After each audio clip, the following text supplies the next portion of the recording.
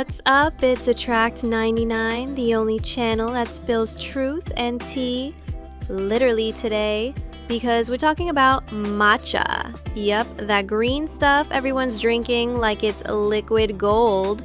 That's right, the drink of the year, the personality trait of the decade. But here's the real tea. Are people drinking it because it's good or because they want you to think they're grounded, enlightened, and superior to your regular coffee? But real question, do people actually like matcha? Or are they just trying to look deep on Instagram? Let's break it down. So apparently, we all woke up one day and decided matcha is that girl. It's in cafes, skincare, smoothies, protein bars, candles, lip gloss. And I wouldn't be shocked if IKEA launches matcha-scented pillows next week. You're not cool unless you've said, I don't drink coffee anymore. I'm more of a matcha person now. Translation, I recently discovered green drinks make me look smarter on TikTok. It's not about the flavor, it's the aesthetic. That mossy green glow, that frothy swirl, throw in some ambient music and a gold spoon, and bam, you've got yourself a vibe. Suddenly, people who used to live off Monster energy drinks are now Zen monks with tiny whisks. Matcha didn't just enter the scene, it stormed it. What even is matcha? Let's get educational for a sec. Matcha is powdered green tea. Simple, right? Except it's not just tea. It's tea with a master's degree, a skincare routine, and 3,000 years of quiet superiority.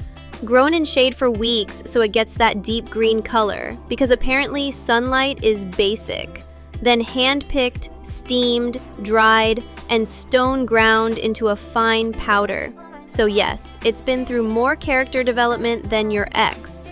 The Japanese Zen monks used it to stay focused during meditation. We use it to pretend we're doing better than we are, sipping it while overthinking texts and checking if our ex watched our Instagram story. Unlike regular tea, you're drinking the whole leaf. That's why it's so pure and clean, and apparently makes you vibrate higher, according to someone on TikTok who definitely doesn't wash their makeup brushes. But hey, at least we're staying caffeinated in style. Matcha people will swear on their oat milk that it changed their life. Oh my god, it gives me clean energy. I don't even drink coffee anymore. Spoiler, most of them still drink coffee. They just don't post it. Yes, matcha has L-theanine, the chill compound, plus caffeine, so it's like calm but alert.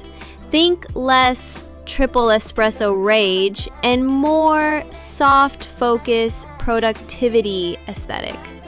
You'll hear things like, it boosts metabolism, it's full of antioxidants, it clears your skin. Basically, it's green liquid placebo with benefits. Yes, it contains EGCG, which actually is great for inflammation, metabolism, and overall health. The L-theanine balances the caffeine so you're awake but not jittery. It's like drinking confidence, but smooth. But here's the thing, context matters. 1 teaspoon of pure matcha, great. A triple-size matcha frappe with 6 pumps of vanilla, oat milk, caramel drizzle, and whipped cream? You're basically drinking a green cupcake with self-deception sprinkles. So yeah, matcha can be healthy, unless you order it like it's dessert and call it wellness. Let's get real. Matcha didn't blow up because of science. It blew up because every influencer turned it into a lifestyle. You know the content. My 5 a.m. spiritual matcha prep. It's less about drinking it and more about making it look like you drink it daily from a neutral toned kitchen while journaling affirmations in cursive. YouTubers are now launching matcha brands, matcha skincare, matcha bath bombs, and don't even get me started on the matcha and manifest planners. Are we drinking it for inner peace or outer clout? You can't tell anymore. But if you're not sipping matcha from a ceramic mug with perfectly manicured fingers, are you even allowed on the internet? Are you a girl's girl? You know the ones. Jickinging a 45-second matcha pour with lo-fi music. Wording captions like matcha mornings and main character energy. Somehow whisking it in slow motion in silk pajamas while their apartment is suspiciously spotless. Are they sipping serenity or just manifesting affiliate codes? And why is every YouTuber suddenly launching a matcha brand? Sis, you just learned how to pronounce it last Tuesday. Now, let's be honest. Matcha isn't for everyone. It's earthy, it's grassy, it's giving freshly mowed lawn with a splash of almond milk. But you won't hear that online because admitting matcha tastes weird is basically influencer blasphemy. You'll hear things like, "It's an acquired taste." You have to get used to it.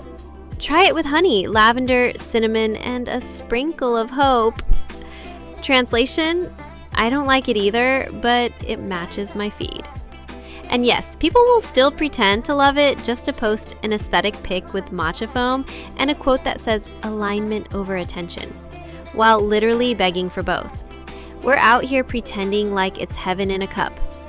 The truth, people like how it looks more than how it tastes. It's photogenic, it's green, it screams wellness louder than a girl in a beige matching set doing Pilates on a balcony.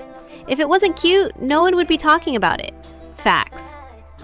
What we're witnessing isn't just a drink trend, it's a culture shift. We've officially entered the wellness clout era, where anything ancient, green, and hard to pronounce becomes high status. Coffee is now toxic. Energy drinks are for low-vibe people. And matcha? Matcha is enlightenment in a cup. Even if you bought it at Starbucks, even if you spell it matcha, even if it came with cake pops. We're treating matcha like it's a personality type. You don't just drink it, you are it. You're calm, collected, minimalist, glowing. Meanwhile, deep down, you're over-caffeinated and still thinking about that one text you sent 3 days ago. Here's what happened. Coffee started getting a bad rep, anxiety juice. Energy drinks got labeled toxic. And then matcha floated in like, "Hi, I'm natural, ancient, and aesthetically pleasing." It became a personality, a lifestyle, an identity. And because Gen Z can turn anything into a niche trend, now matcha is in protein powders, skincare, candles, hair dye, possibly even toothpaste. Don't quote me, but someone's probably working on it. If you're jumping on the matcha train, do it with some respect. Get good quality stuff. Ceremonial grade, not green powder from a plastic bag on Amazon. Use a bamboo whisk, warm water, maybe a little oat milk if you must. Keep it simple. Let it taste like actual matcha, not a melted shamrock shake. Drink it slowly. Think peaceful monk energy, not filming my 5th IG reel in a row while yelling at my ring light. And don't let the internet shame you into liking something just because it's trending.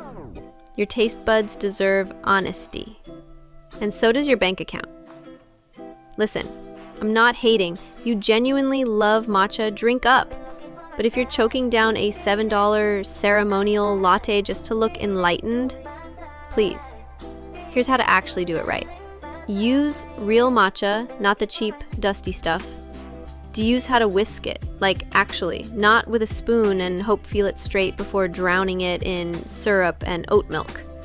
If you like it, cool. If not, that's okay. Drink what you like, not what the algorithm likes. So what's the verdict? Matcha, legit? Yes. Overhyped? Absolutely. Delicious? That depends on your palate and your need for validation. Tell me in the comments, do you actually like matcha or are you sipping for social survival? If you laughed, cried, or just had a spiritual matcha awakening, like, subscribe, and send this to that one friend who drinks matcha like it's a personality test. This was your green shot of truth. See you in the next video, hopefully with less grass in our drinks. So, Do you actually like matcha? Or are you just trying to soft launch your Pinterest aesthetic? Drop your truth in the comments. I want to hear from the real ones, matcha lovers and haters. Don't forget to like, subscribe, and share with a friend who drinks matcha religiously, but still can't spell it. This is Attract 99, keeping you stylish, self-aware, and slightly sarcastic. See you in the next one.